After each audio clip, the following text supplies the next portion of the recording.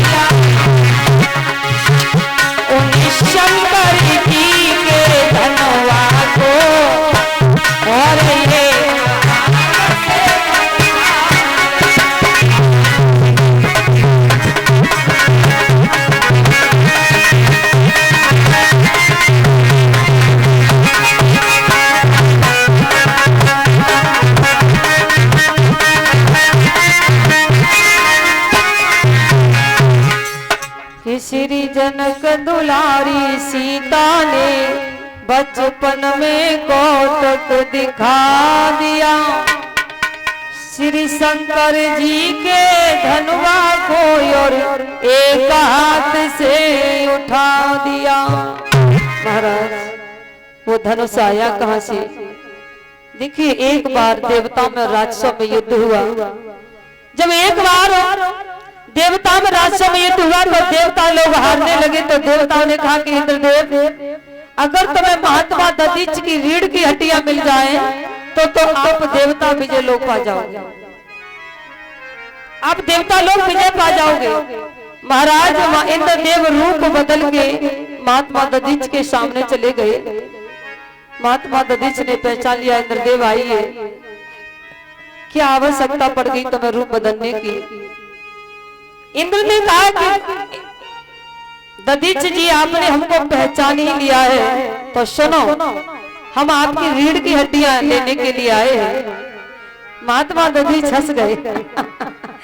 इंद्रदेव जिंदे आदमी की रीढ़ की हड्डियां कैसे मिल सकती हैं? अभी तो हम जिंदे हैं, जीवित हैं और हमारे यहाँ तुम आस लेके आए हो तो आपको हम निराश नहीं जाने देंगे।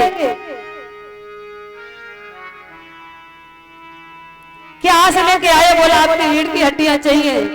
तो महात्मा दधीच ने कहा हम अपनी समाधि लगा लेते हैं और आप कामदेव को बुलाकर हमारे शरीर को चिरवा देना, जिसमें से 2 धनुष निकलेंगे, एक वज्र निकलेगा। एक धनुष भगवान भोले बाबा को दे देना, दूसरा धनुष भगवान भोले विष्णु को दे देना और वज्र निकले वो अपने पास रख लेना। तो देखिए वही हुआ, जो धनुष निकला भोले बाबा को दिया और एक धनुष भगवान विष्णु को दिया। जो वज्र था वो इंद्र ने अपने पास रख लिया। भोले बाबा ने धनुष को परशुराम को दिया।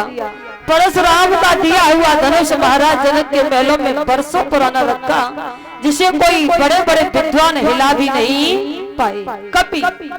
उस धनुष को मैया सीता ने एक हाथ से उठा दिया और दूसरे हाथ से चंदन लगा दिया। महाराज जनक खड़े होकर के देख रहे हो, जिस धनुष को कभी भी हिलाने की तो बहुत बड़ी बात है, तर मराया भी नहीं पाया, एक सीख भर नहीं हटा पाया। और आज उस मैया मेरी बेटी सीता ने धनुष को ऊपर उठा दिया। महाराज जनक के मुंह से जोश में एक बात निकल गई और कहने लगे कि जिस महावीर की महाशक्ति हो धनवा को तोड़ेगी राय।